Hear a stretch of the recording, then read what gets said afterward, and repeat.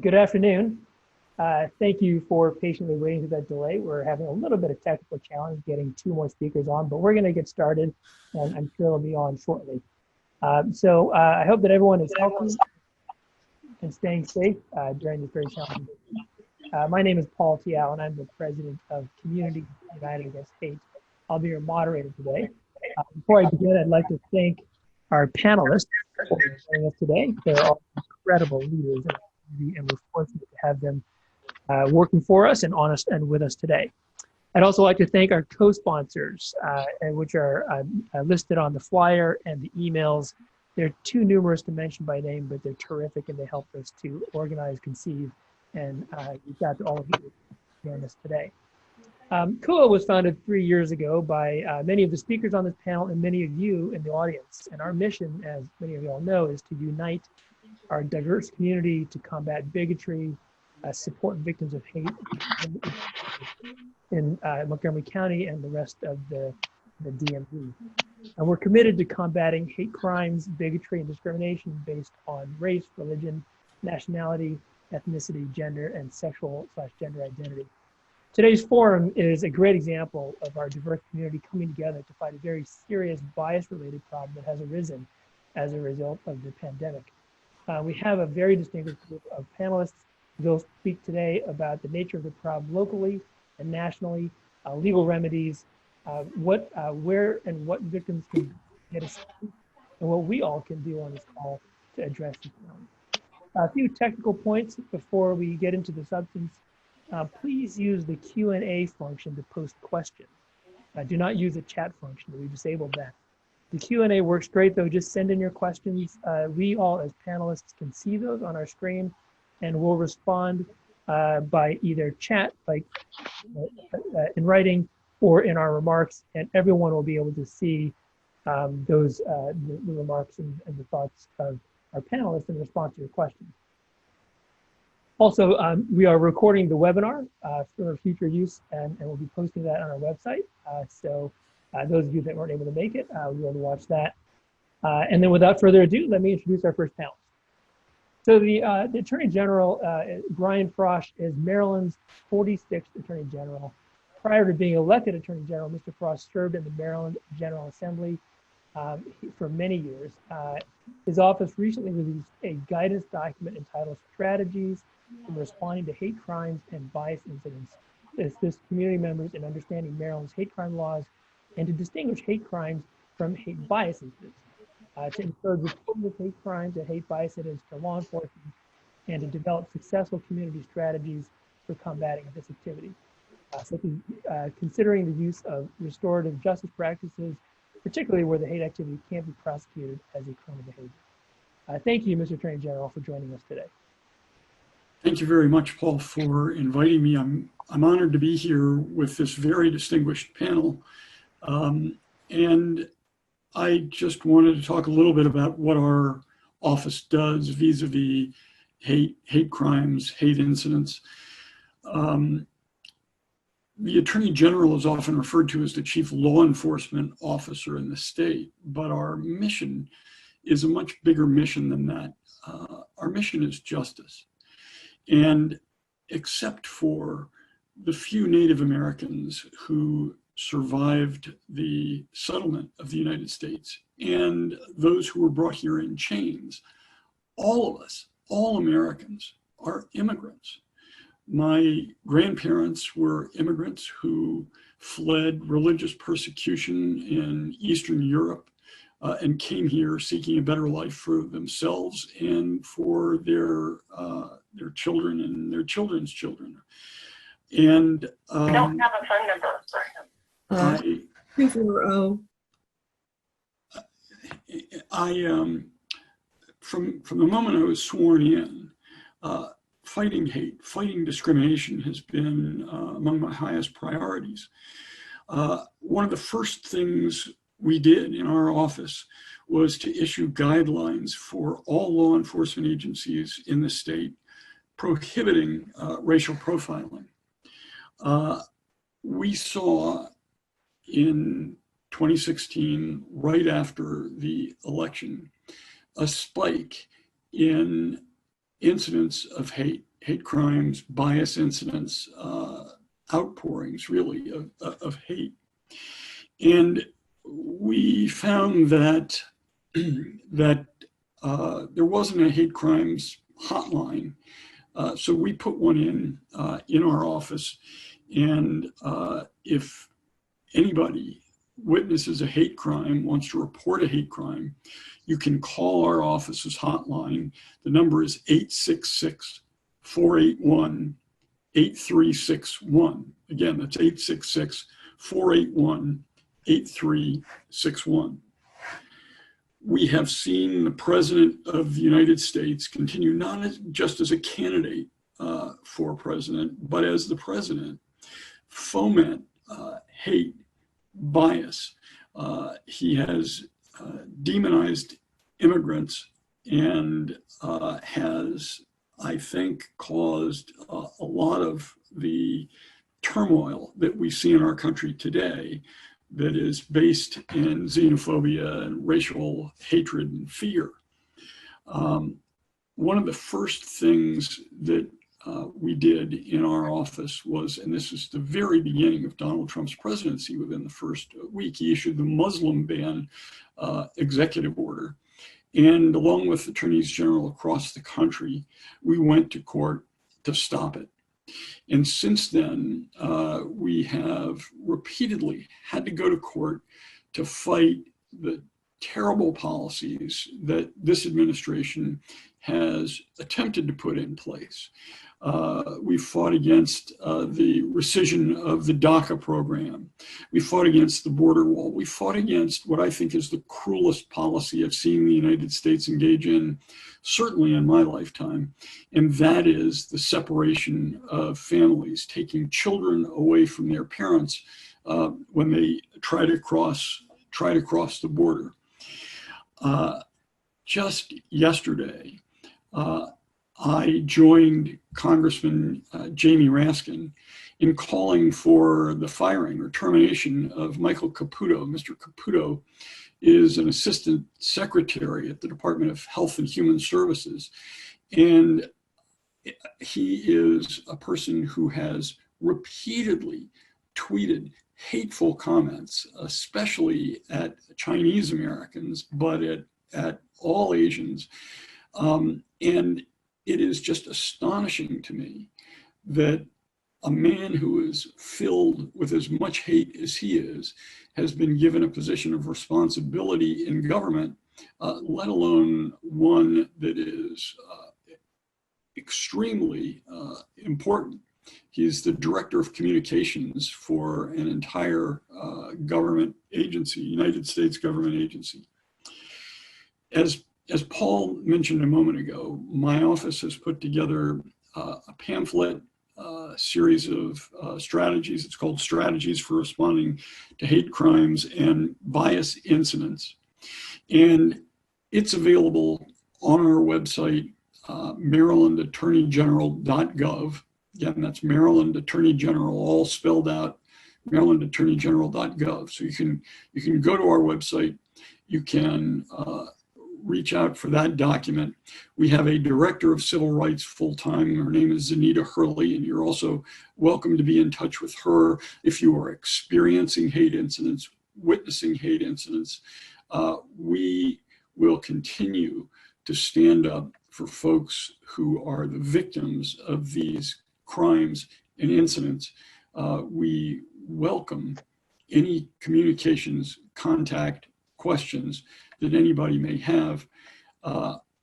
As I said before, I'm really honored to be on this panel, especially with my state senator, Susan Lee, and everybody else. It's a very good group. I look forward to their presentations, and I look forward to your questions.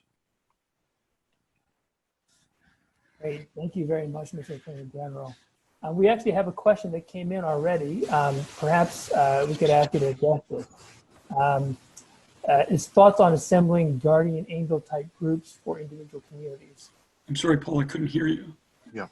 There's a question that came in on the Q&A about assembling guardian angel type groups for individual communities. Do you have a position on that or feelings about whether that's a good idea? Well, it's not a bad idea to have to raise consciousness, to have people on the lookout, and have it be organized. But what we don't want is any kind of vigilantism. We don't want people taking physical actions and getting involved in disputes openly.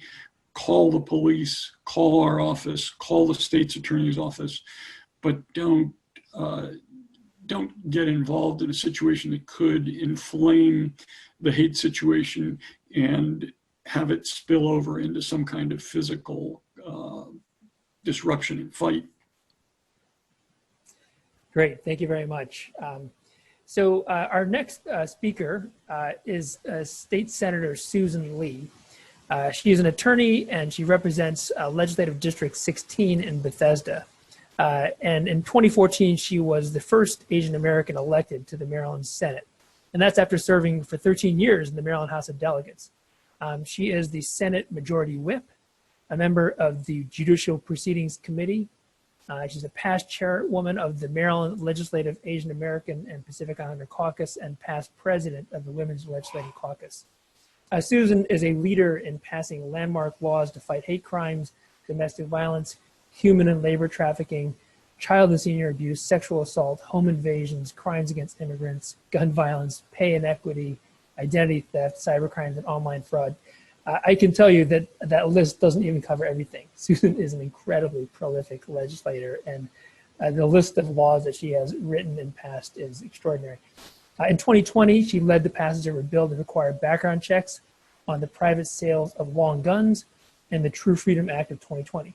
She also authored and led passage of the Maryland Equal Pay for Equal Work Act, the Anti-Exploitation Act of 2019, and many other laws.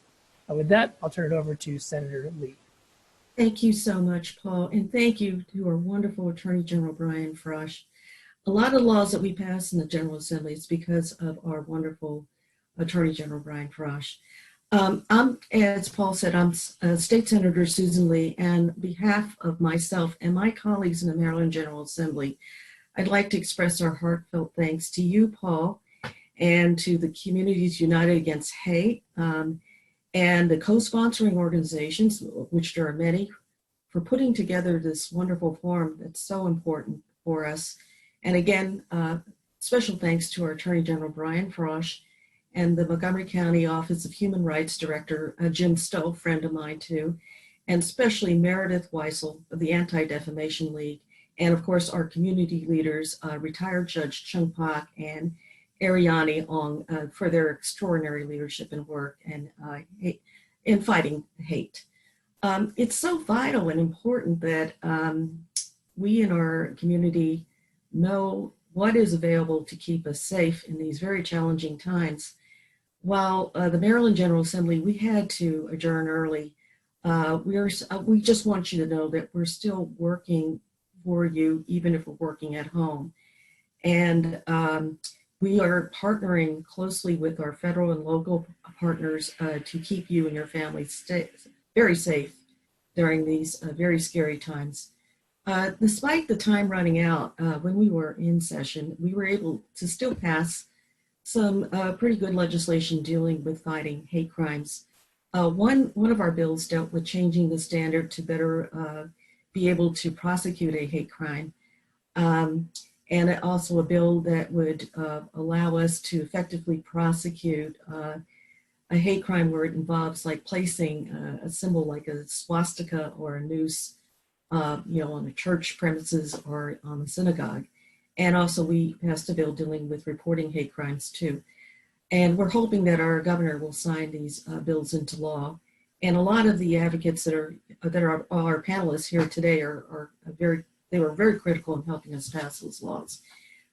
In this pandemic, Asian American Pacific Islanders and those in the Jewish community have not only had to take measures to protect themselves and their families against this horrible virus, but they've also had to cope with the additional anxiety and stress caused by the sharp rise in racially and religiously motivated attacks being committed against those in our communities, not just in Maryland, but nationwide.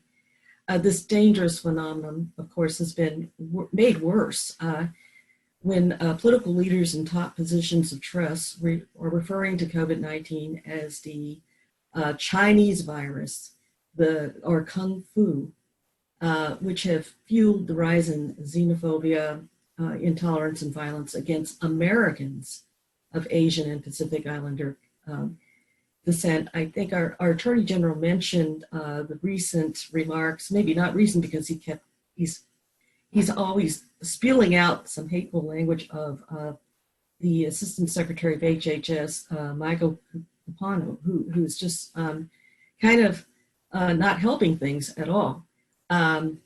This kind of rhetoric has caused some real attacks against people in our community. Like, for instance, there was a physical attack against a Chinese American woman in a New York City subway. There was a stabbing of 3 Asian Americans, including 2 children, at a Sam's Club in Texas.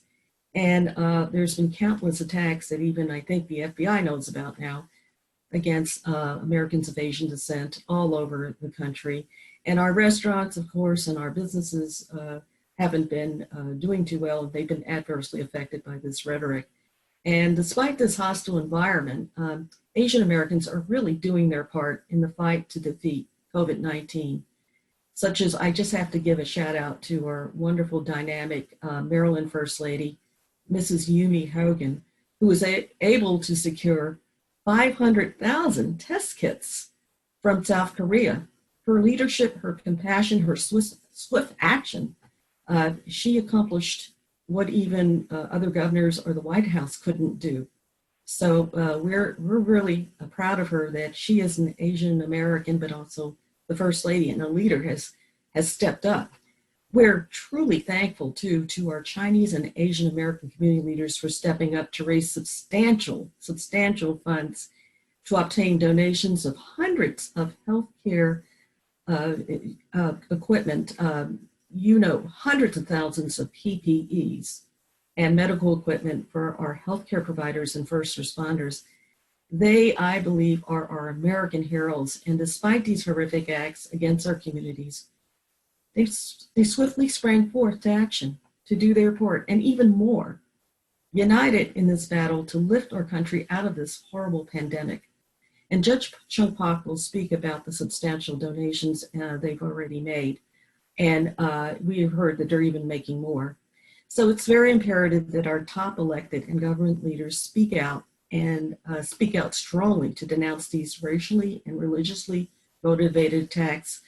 I and my Asian American legislative colleagues have already asked Governor Larry Hogan, who's done a terrific job swiftly responding to the virus, to join us and our community leaders in denouncing these attacks and to partner with us in taking measures to deter and stop them.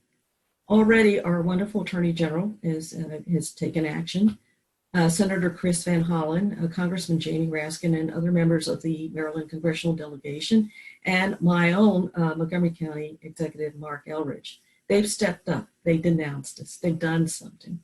This sends a very strong message that Maryland will not tolerate or condone any racially or religiously motivated attacks. And why is this important? Because this is critical in counteracting any statements or actions made by some in high public office and trust who fuel these attacks. As indicated, our Attorney General has had hate crimes hotlines, and he has had a long history of working with our communities.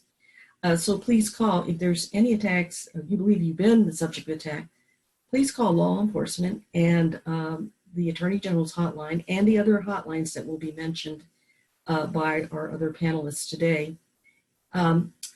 We are not going to just stand by and be passive bystanders. So we are working to fight this with all of America. And I'd like to express my heartfelt thanks not only to our Asian American Pacific Islander community leaders, but also our coalition partners in the Jewish, the faith, the communities of color, and other communities. And I, of course, again, especially commend Meredith Weissel and the leaders of the Anti-Defamation League for their extraordinary leadership and work in fighting hate and standing with our community in unity and solidarity. You know, this is one of the most serious threats our world has ever faced, our world, and we're all in this together. But as the history of our country, America, attests, when we unite and we work together, we can confront and overcome the gravest of threats and adversity. And so I thank you for having this forum, and I welcome to any questions. And if you need to reach me, feel free to, you can email me at susan.lee@senate.state.nd.us. And the number at my office is 410-841-3124. Thank you again. Thank you so very much, Senator Lee, for your remarks and for your leadership over the years on civil rights issues. We're really, truly fortunate to have you and the Attorney General and so many others that are really dedicated personally and professionally and publicly to fighting these challenges. Our next speaker is Ariane Ong. She is a former civil rights attorney, and she's a senior advisor to CUAH. She has been involved with Asian American organizations locally and nationally for years, and particularly to address discrimination, including most recently with COVID-19. In her past career, Ariane managed the only published annual report on hate incidents targeting Asian Americans. She's written among the earliest community response guides on hate crimes in the field, and she has spoken to diverse audiences all over the country, as well as the UN Commission on for the elimination of racial discrimination in Geneva, Switzerland. So with that, let me turn the microphone over to Ariane. Thanks, Paul. I want to thank you, CUAH, for giving me this platform, and to say I'm privileged to be among all the panelists here who are all champions, and the residents of Maryland can rest assured that if you wanted to have leaders in the community who are standing up for you, these are exactly the people who are doing that. So let me turn to oh, I lost my screen here. The situation that we're in, which is very, very challenging, and that is COVID-19. In essence, we've been encountering hate incidents and hate crimes previous to this, but what COVID-19 did was that it gave hate a reason to show up in a different costume. So Black Americans have reported being racially profiled for wearing masks, for being right outside their home or shopping, and Jewish Americans are on guard following law enforcement warnings that white supremacists are encouraging infected members to spread the virus at synagogues. Most notably, COVID-19 has caused a spike in hate incidents against Asian Americans at unprecedented levels. And the FBI has issued warnings that some members of the public are conflating Asian Americans with the virus and targeting them for hate incidents. And this time, all Asian Americans, no matter what their ethnic background, are seen as ethnic Chinese. So prior to COVID-19, the FBI had reported that 177 Asian Americans in the entire year of 2018 were subjected to hate crimes or hate incidents. And I want to note that there is vast underreporting. Over 80% of law enforcement agencies nationwide don't report out the data, so the numbers don't capture all the actual occurrences. But after COVID-19, nonprofit and online reporting sites reported at least 1,600 hate incidents only in the last 5 weeks. And this, again, does not capture all the occurrences because of the underreporting. The majority of those incidents occurred outside of Maryland, mostly in New York and California. The range of incidents involved mainly verbal harassment, about 70%, shunning, about 24%, assault, about 15%. And as State Senator Lee mentioned, there was in Midland, Texas, a Burmese American family that was targeted and subjected to attempted murder. So if you see the photos were floating around online, and it was just very graphic. The father and the 2-year-old and the 6-year-old had the sides of their heads carved open with a knife. The majority of those hate incidents are happening at private businesses, and they still are occurring despite the stay-at-home order. So here's what is marked to me, and that is the impact. There have been scores of town hall meetings, opinion pieces, and Asian Americans of all different generations are coming out. Community leaders included in cities with dense Asian American populations, and they're saying that they're in fear. They're in fear of even going outside to take a walk in their neighborhood. I'm also hearing about neighborhood protection groups being organized over WeChat in Maryland and Texas and New Jersey and California and other places, an increase in first-time gun purchasers, young people online over Nextshark talking angrily about physical tactics. So in sum, this is a community who feels under siege. I next want to talk about what to do if you or someone you know encounters hate incidents. So if you encounter bias, whether you perceive it to be serious or not, please report it to the local police, the Office of Human Rights, or a community-based organization. All these entities will document the reports, which is highly important, especially for us community advocates to monitor trends and to be able to lobby for additional resources such as bilingual assistance. I'll go through each of those. Reporting to the police will offer the target choices, either restorative justice or prosecution.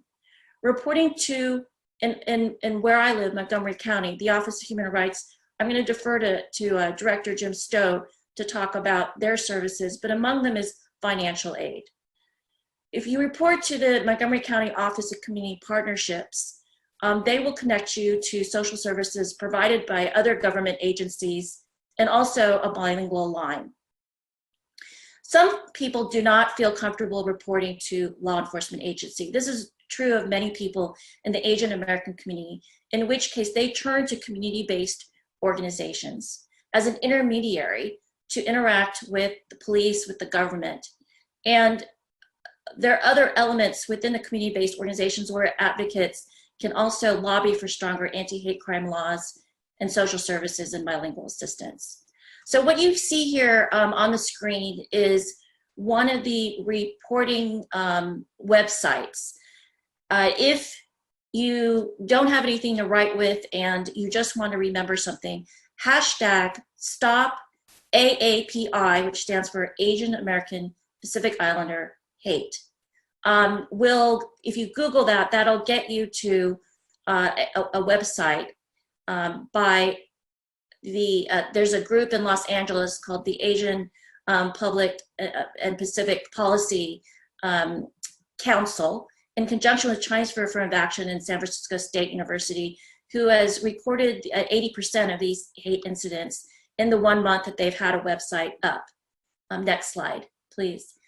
There's actually a host of organizations that do have reporting capabilities on their websites. So I put them here as well for you to report. 2 of them are national organizations in Washington, D.C., which is nearby. Asian Americans Advancing Justice, they have a number of affiliates around the country. Similarly, OCA Asian American Advocates have chapters around the country. There's also South Asian American Leading Together, who has been documenting since 9/11, and then 2 New York-based organizations.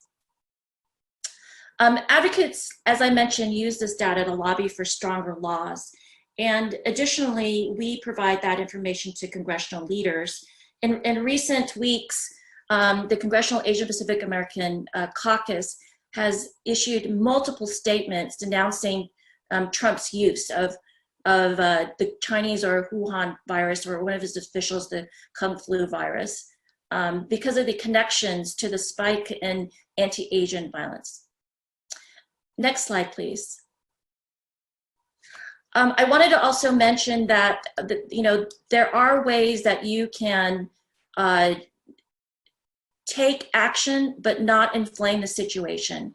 I've taken a bystander intervention training myself. It's a cooperation between Hollaback and the Asian American Justice Center. It's very good. I recommend it. They are having these free online trainings for the whole month of May every week. The schedule is up here, and then there's a registration link that is posted on the bottom of that slide. So the last issue that I want to address is what you can do to prevent bias. And there are 4 things, and I'll go through them very quickly. Number 1 is to get to know your neighbor. One of the members within the CUAH network is the American Turkish Friendship Association and Rumi Forum of Maryland, and they're inviting families to join Turkish American families in Maryland for iftar dinners during Ramadan. I haven't seen the notice this Ramadan, but because I imagine it's because of the virus. Number 2 is to learn about race issues in the US, Impact Silver Spring, Baltimore Racial Justice Action, and Leadership Montgomery's Racial Equity Institute-led retreats are good places to do that. Number 3 is to promote diversity, inclusion, and equity. Support cultural competency training for government, for schools, for police.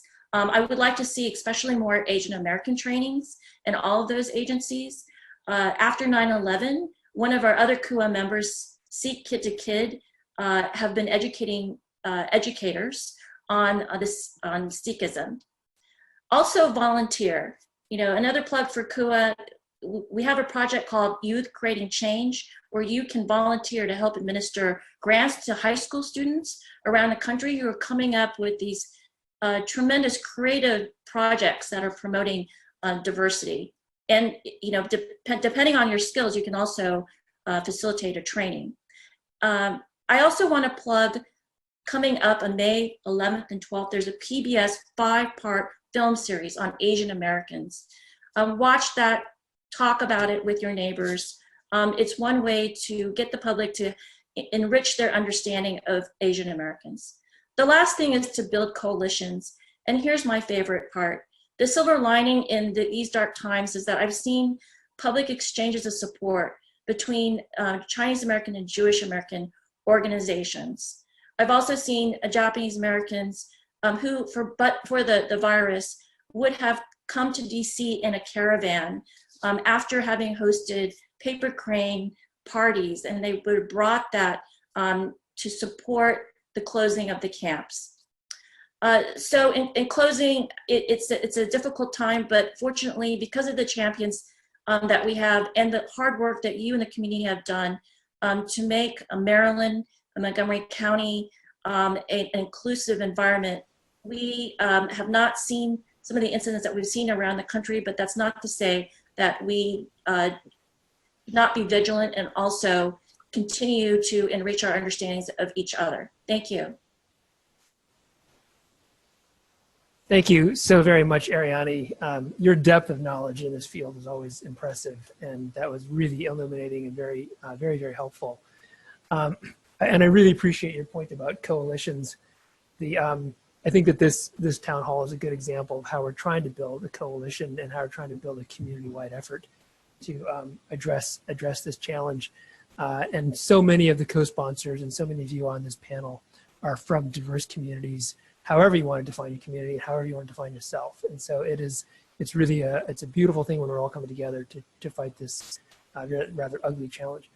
So our next speaker is Jim Stowe, and Jim has been in the civil rights and human rights field for 30 years. He's been just a force for that entire time, and certainly since 2008, since he's been the director of the Montgomery County Office of Human Rights.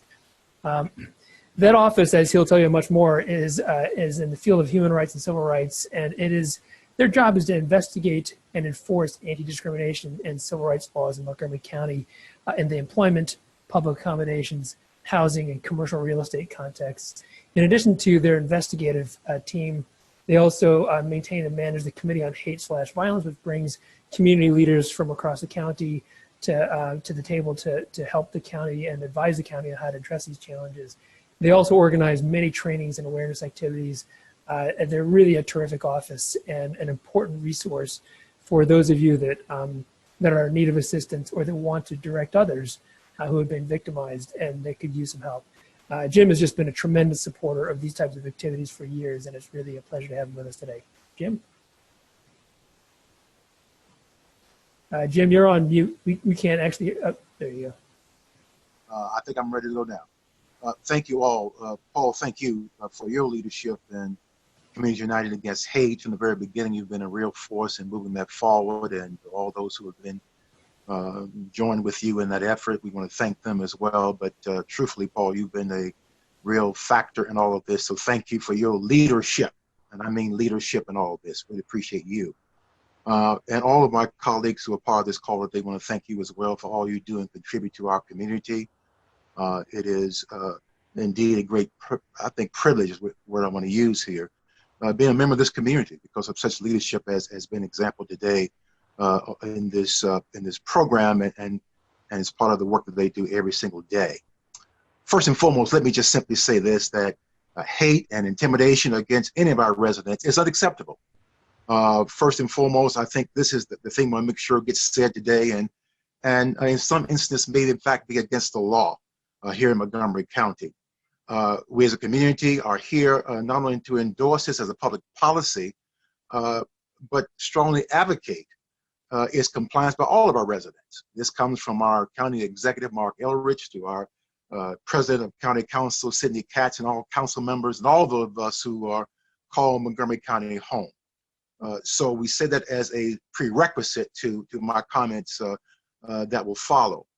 Paul has already mentioned a little bit about what our agency does, the Office of Human Rights. We're very, very blessed to have a number of great volunteers, some of which are on the telephone with us today or connected with us through our platforms. So I want to say hello to them and thank them for their service. But specifically, I want to talk about kind of what happens in the area of hate crimes in Montgomery County this afternoon for just a few minutes. First of all, I want to be clear about what a hate crime is. In Montgomery County, it is a criminal act intended to damage property or to hurt or intimidate a person because of race, religion, ethnic background, sexual orientation or disability, gender-related identity. In the state of Maryland also as the issue of color and the issue of homelessness. Some examples of what I'm talking about. Vandalism and property damage, which includes hate symbols or language, hate-related graffiti. You may see that oftentimes as a proof positive of this. Physical assault, arson, cross-burning, bomb threats, and intimidations as a threat. I mean, these are examples of things that happen out there that we think are bona fide reasons that a hate crime label can be attached to it. The other area that sometimes gets confused with hate crimes is in the area of bias crimes, or in this case, bias incidents is a better way of saying that. They are not crimes, but they often lead to issues that concern our community and sometimes happen more frequently to us and many times so frustrating that we can't do anything about it. Sometimes we feel helpless. These are important to, in fact, report, however. And I'm saying, please report these. These reports help us to identify if we have hotspots in our community. We have trends that we need to be aware of that may be happening out there, or patterns of behavior. It's critically important that we know about this. So please report these things. These may include things like abusive language, as an example. They may include hateful speech or writings. It may include also the use of offensive language toward you.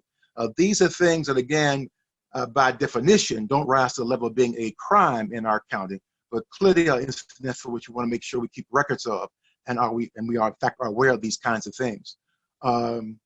I think was said early on by Ariane, this issue of underreporting. We really need your help for those of you on this call today and on this platform. We believe that there are many more incidents that are occurring out there that we don't hear about, and we got to fix that. To date, we have not had very many incidents at all coming in from our Asian community. We've had some incidents coming in from our Jewish community, but we still believe there's much more happening out there. And so we're really imploring upon you to call and make us aware of these kinds of incidences that are occurring out there. So let me just go to this next step. What should I do if I am a victim or witness of a hate crime? And again, we heard a little bit about this. Let me go a little further in terms of what happens in Montgomery County.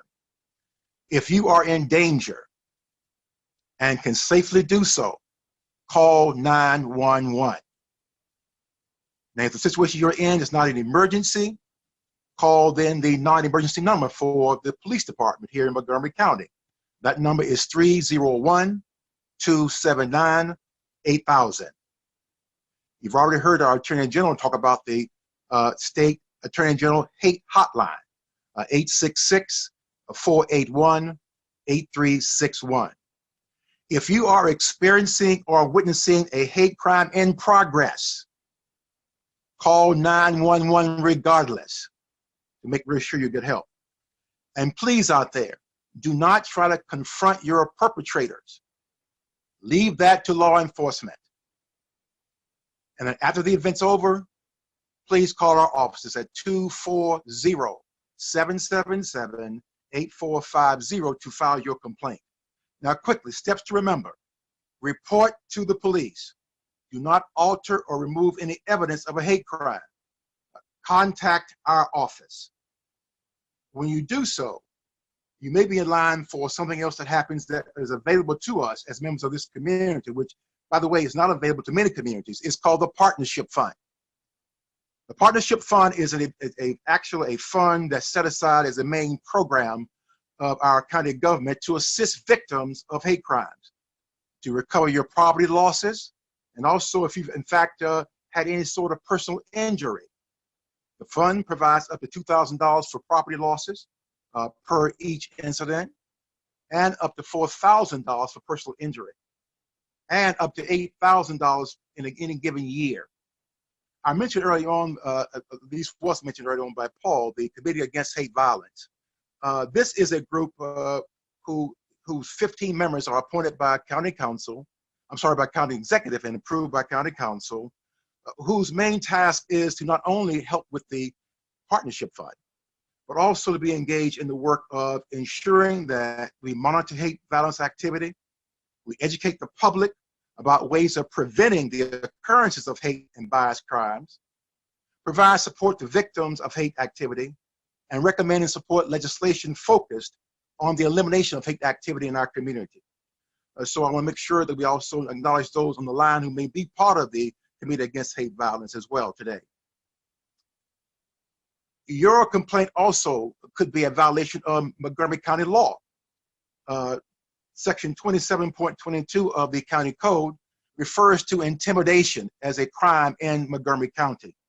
And it refers to the fact that it is illegal in Montgomery County to destroy, injure, or deface another person's real or personal property, to maliciously injure another person with the intent to intimidate, or attempt to intimidate based on race, religion, national origin, disability, or gender identity. So you see there are a number of things that can happen when you make that call to the Office of Human Rights. So we encourage you to do so. That number again is 240-777-8450. So please give us a call. The last thing I want to talk about real quickly is this, Paul, and to our audience out there. We talked about a minute ago this idea about how you prevent, again, hate activities happening in your communities. First of all, let me just add to the list that Ariana has already talked about. First and foremost, speak up. Incidents of hate are not only the problems or the issues of those who've been victims, but it's the entire community's responsibility. It has infected us all. So please speak up as a whole community. Let's give our full support and comfort to the victims of hate crimes that occur in our communities. Discuss these issues in your civic organizations and make them be a mainstay of topic and discussion. Host neighborhood meetings. Let them be an opportunity, again, to share these kinds of information and, more importantly, community strategies. Start your own neighborhood watch groups. Contact the media and help educate city, county officials, and also community leaders. These are all things that we can do in the process. We are concerned that members of our Asian community, our Jewish community, and also our African American community have issues of fear. And we've got to confront that fear with the resources that we have available to all of us. So please keep this in mind. We're located in the Rockville Memorial Library in Rockville. Again, our phone number is 240-777-8450. Please give us a call. Thank you. Great. Thank you so very much, Jim, for your remarks and for the great work of your office. It's really important. that people understand and know that your resources are out there and that they can find support from the government. So really appreciate that. Let's see, there have been a couple of good questions that have come in by through the Q&A, and I'm going to invite our panelists to respond to those either in writing or during the Q&A afterwards. We just wanted to make sure that you saw some of them. Some of them are pretty specific, and they may actually be best responded to in writing than verbally, because people wanted to know what the name of a film series was, or what when certain trainings are taking place. So, but with that, but before, but you go ahead and do that, panelists, and then and I'm going to now move on to our next speaker. So our next speaker is Judge Chung Pak. He is a retired U.S. Administrative Patent Judge with the U.S. Patent Trial and Appeals Board. He is, for our purposes today, a venerated civic activist and leader in Montgomery County in Maryland. I've known Chung for years, and he is truly a force of nature and really important to our community in terms of making sure that Asian American issues and other civic issues are brought to the attention of people and decision makers that can do something about them. He served on the boards of many commissions and nonprofit organizations, including co-chairmanship of the NAACP Multicultural Partnership Committee, a board member of the Senior Executive Association, the Commerce Department chapter, member of the Germantown Police Advisory Committee. He's a member of the Attorney General's Advisory Council, commissioner of the Maryland Higher Education Commission, and many other groups.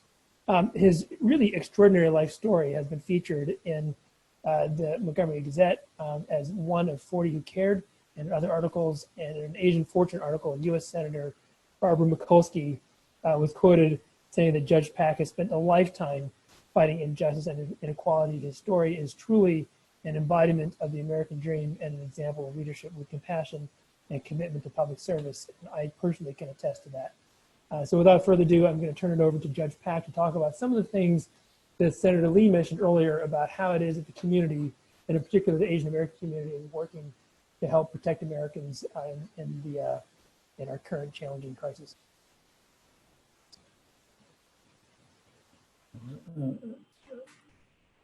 Historically, in the times of crisis, Americans of Asian and Pacific Islander descent, like other Americans, have risen to do their part through developing breakthrough medical and technological innovations, serving bravely in armed forces, and helping build the United States. In the face of deadly coronavirus today, including the discrimination, Asian Americans are stepping up to make a difference. And I want to focus on what Asian American communities are doing despite the discrimination and hate crime lodged against them.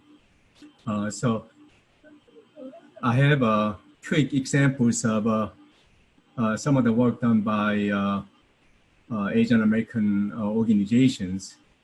Can I move to the next slide? Recently, Coordinated Council of Chinese American Association donated $50,000 worth of PPEs, including 9,000 N95 respirators, 5,000 masks, protective gown, and thousands of gloves. Can I have a next photo? And this is the donation to the state only, but they have also donated to the hospitals. Can I have a next slide? Taiwanese Benevolent Association of Greater Washington also donated 6,000 boxes of medical surgical masks to the county as well. Can I have a next slide? The photos. And this is where they donated. The next slide. And Chinese Alumni Association, for example, donated $40,000 worth of PPEs to 19 hospitals, and then recently to the Montgomery County emergency operation. And also Chinese American Supporting Hospitals raised over $100,000, and purchased and donated PPEs to 12 different hospitals. Can I have the next one, photos? And this is some of the donations they provided. Next slide. And of course, the U.S.-China Association of Commerce and the other Chinese American organizations worked together to raise $37,900 and purchased and donated 24,000 KN95 masks. Next slide. This is one of the donations they made to Montgomery County. And next one. And other organizations, Dr. Eugenia Henry, who works with the Global Federation of Chinese Businesswomen. She is a Taiwanese Chinese American. She ordered 152,000 surgical masks and 15,000 face shields to help the state of Maryland. And the Chinese American Chamber of Commerce of Greater Washington, President Kerna, who ordered and will be donating 100,000 KN95 masks to the state of Maryland and Montgomery County so that they can be distributed to healthcare workers and first responders. Can I have a next slide? And there's Thai American organizations and Korean American organizations and the Youth Outreach Club associated with the young high school student. They are all donating a large scale numbers of PPEs, personal protection equipment, to make a difference for the state of Maryland. Despite all the mistreatments, they are making a difference and they are stepping up. And hopefully this knowledge can be shared with the mainstream so that the people who are not educated, that is people who doesn't understand that the Americans of Asian descent are Americans too, can see we are making our share of contribution to the good of the country. Thank you. Thank you very much, Judge Pack. I think what you failed to mention is that you've actually been personally involved in a lot of those deliveries of PPE to sort of hospitals and other places that really need it. So thank you very much. I know that you've been working around the clock to make that happen, and it's much appreciated, of course, by all of us. Our next speaker is Meredith Weissel, and I've known Meredith for some time. She, even before her time at the ADL, she was, I believe, at the JCRC, and there she was not only very supportive of the Jewish community, but as she is today, she's very supportive of all communities that are affected by hate and bias and discrimination. And she was there for CUAH right at the very beginning as we were conceptualizing it and just getting it started. So really appreciate your support of the broader community and the APA community for years, Meredith. She's currently serving as the Senior Associate Regional Director at the Anti-Defamation League in the Washington, D.C. regional office. Her portfolio includes legislative advocacy and coalitions, law enforcement training, community engagement, and incident response. Meredith is an experienced attorney and government relations professional who has spent decades engaged in public policy and community issues in the greater Washington area. Thanks for all you do, Meredith, and over to you. Sure, thank you. Thank you, Paul, for getting this set up. It's always wonderful to see our Maryland Attorney General, who I remember back when just was a state senator as well, and working with you for many years, and of course, Senator Susan Lee and everybody else on the panel. Mark, I think if you want to put up the slides, that would be fantastic. Great. Thank you. So I'm just going to run through a couple of things quick, just about a little background about ADL. I've answered a couple of questions in the chat for everybody as well, and I'm happy to answer anything more during the Q&A. I know there were a couple of questions about hate crime statistics and where you can get them. Both ADL and the FBI have that. I just wanted to answer that up front. So I've put a link in there for everybody, and towards the end of my presentation, I'll discuss some education resources as well that ADL has that you can utilize with your children and other people. So, okay, you can go to the next slide. Go ahead. So just a little background for everybody. So ADL is the leading anti-hate organization. It was founded in 1913, and we work on our mission is to protect the Jewish people, but also to secure justice and fair treatment for all. And we have been working obviously for many, many years on hate and violence, which have a chilling effect on our society. And given the dynamic of what we've seen now during COVID, even more so, we have continued to work, even though we are all working from home on this. And I'm very grateful to have worked with Senator Susan Lee, Duran Ezekson, our Vice President of the Mid-Atlantic and Midwest Division, and several other of our Asian American leaders in Maryland on an op-ed too that was posted as well, calling out the hate and violence that we've seen against both the Asian American community and against the Jewish community. You can go to the next slide, please.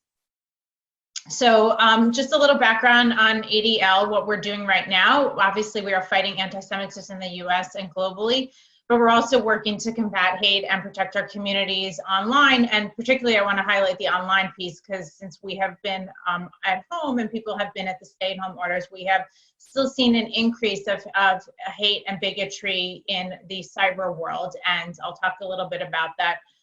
We're confronting discrimination. We do stand up for Israel as well, and we promote respectful schools and communities, and that is something we'll talk about.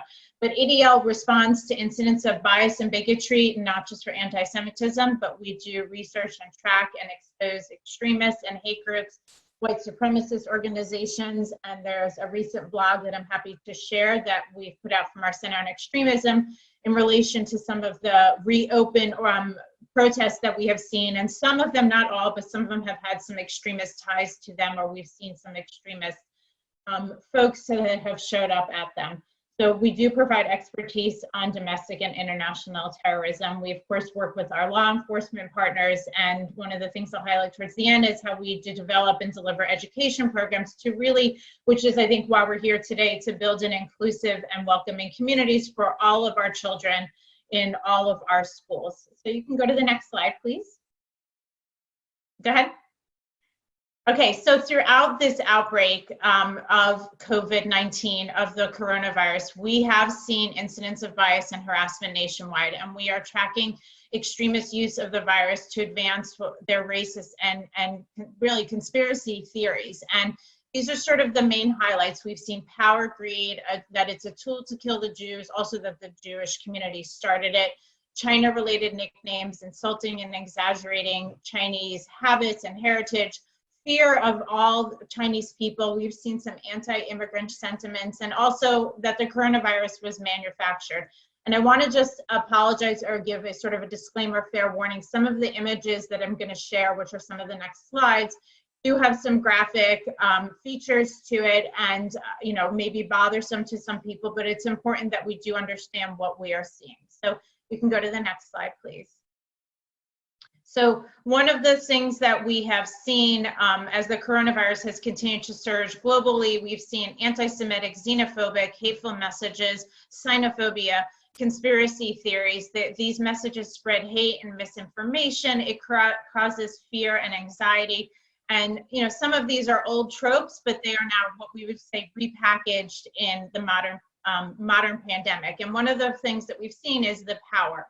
That whenever we talk about the idea that the Jews have the power to manipulate global events, and we have seen the things come up related to George Soros and the Rothschild family. And on the left, you'll see this was a tweet that was put out by the former Wisconsin Sheriff David Clark, in which he's saying that without evidence that George Soros was somehow involved in the spread of this virus. And on the right is a cartoon where you have a member of the Rothschilds is weighed against the people, and he's both larger and heavier than everybody else, and it's trying to highlight his power that the Jews supposedly have over everyone in the community, and it's an old classic anti-Semitic trope. Next slide, please. So the other one that we've seen that I mentioned is greed. Another anti-Semitic, another old stereotype about Jews, that they're greedy, that they're scheming, that we're manipulative in many ways, and that we've been exploiting the coronavirus for profit. So on the left is just what they call the meme of a happy merchant who's wearing a hazmat suit.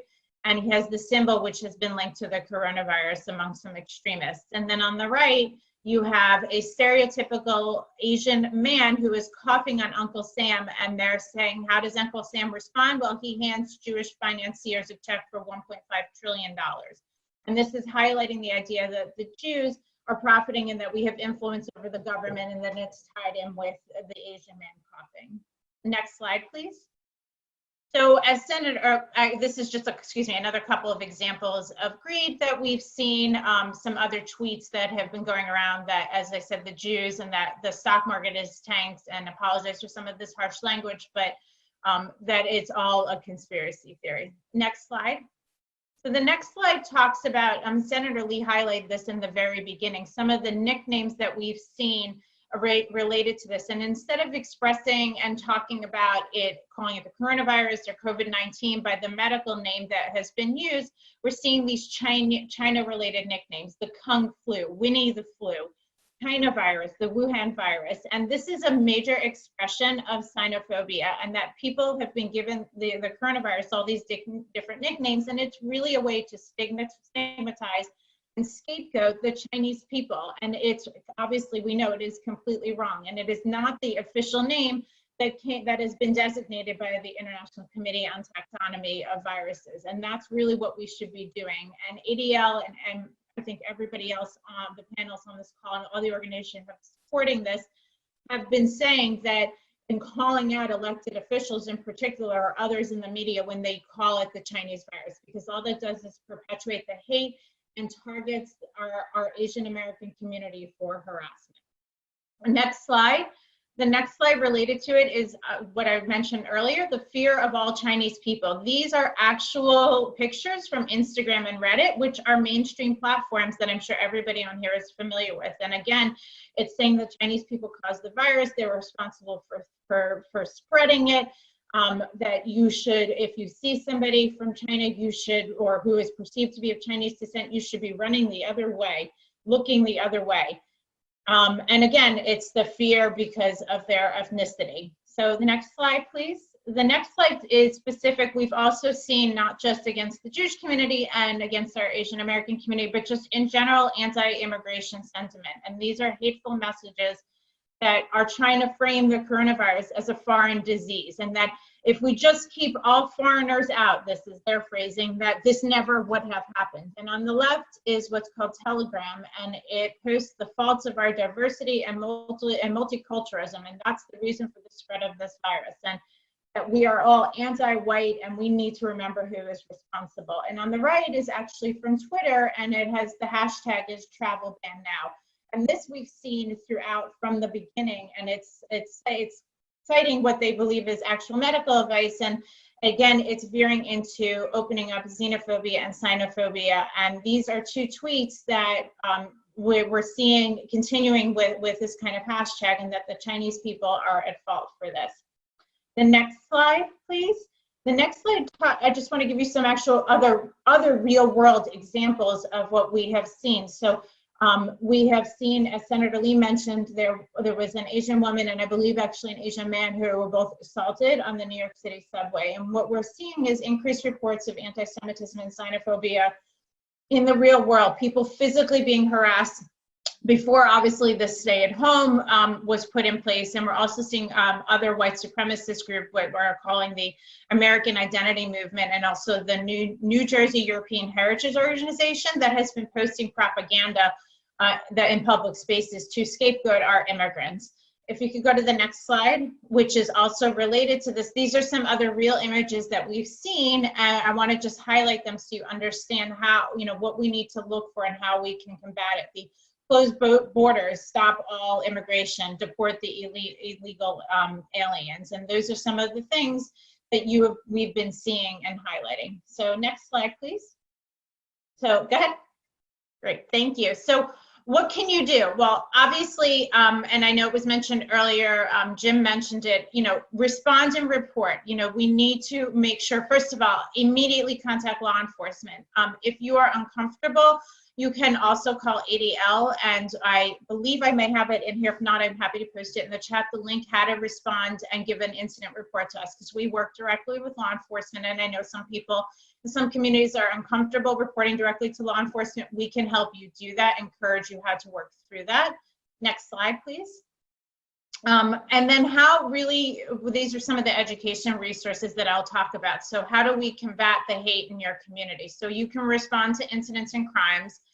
We need to know what's going on. We don't know what we don't know. Law enforcement doesn't know what they don't know. So please, lobbying and advocating for legislation, which I'm very grateful Senator Lee mentioned, because we've been working very closely, ADL, as Paul mentioned, my previous employer, the JCRC, the Jewish Community Relations Council, and other organizations fighting for hate, fighting to strengthen our hate crimes laws.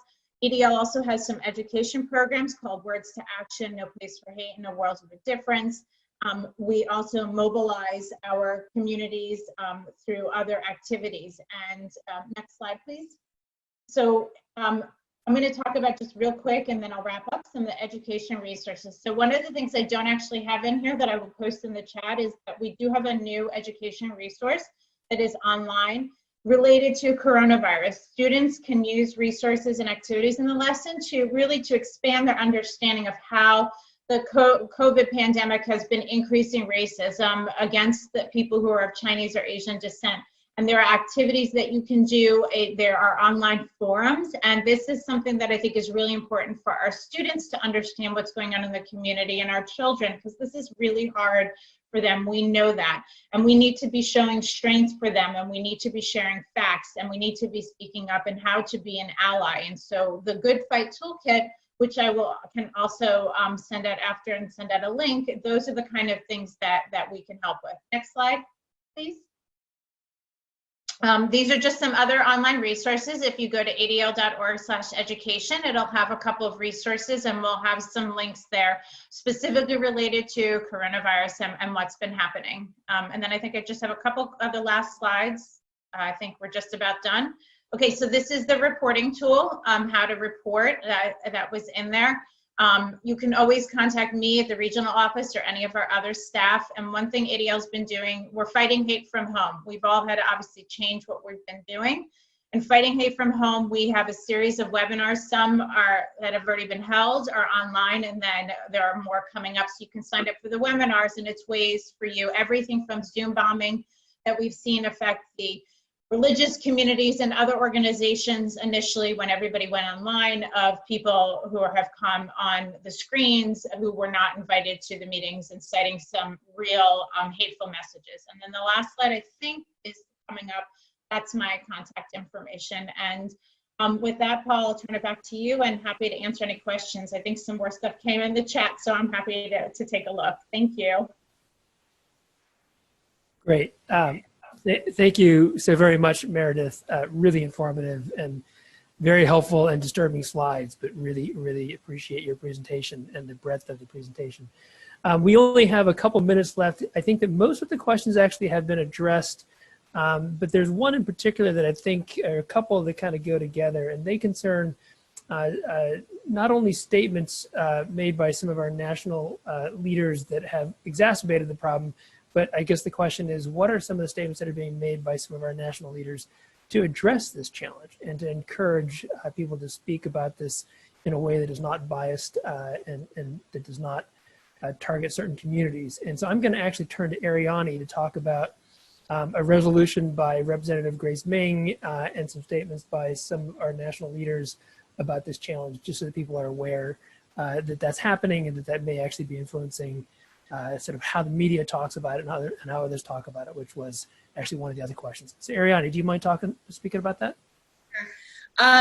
So I wanted to say that the reason why it's objectionable to be using the terms Chinese Wuhan virus or Kung flu is because, you know, a number of years ago, in 2015, the World Health Organization itself issued guidance against use of geographically named diseases to avoid the stigmatization of people. Additionally, in the US, the CDC and the Human Health and Human Services Department said the same. So for President Trump and other White House officials to use the terms Chinese virus, Wuhan virus, and Kung flu, we understand is a politicization of the virus in a tit for tat with China, who is a strategic competitor, over public health and over the physical safety of Asian Americans in this country, which number 18 million. Now, the Congressional Asian Pacific American Caucus, under leadership of Representative Judy Chu from California, has issued no fewer than 5 statements, and in conjunction with other people of color congressional caucuses, urging against use of this terminology and against anti-Asian. In terms of the resolution, Representative Grace Meng from New York introduced a resolution March 25th, and what the resolution did was denounce anti-Asian sentiment, and in particular the use of these terms. And there were 124 sponsors, and I think that was a welcome sign that our top leaders also understand the connection of political rhetoric and what's actually happening on the ground. Okay. Thank you very much, Ariane. I would be remiss if I didn't mention that former Vice President Biden issued a very strong statement against these types of statements or sort of language and acts just last week. So it's now 1:17. I think that we'll have to close the town hall. Thank you all so much for joining us. Thank you very much to our distinguished panelists for your incredible work and leadership over the years and recently with respect to this challenge. CUAH will be supporting various activities in addition to this town hall. We will publicize the bystander intervention trainings that Ariane had on her slide in an action alert that you will receive in the next week or so. And there are other activities that are planned by many groups that we will publicize to address these types of challenges. The pandemic is having a racially differential impact and a different impact on different communities, geographically, racially, and in so many other ways. And so those are things that we will try to highlight so that we can all work together as a community to support those who are in need. So thank you again for your time. Please stay healthy, be safe, and enjoy your weekend.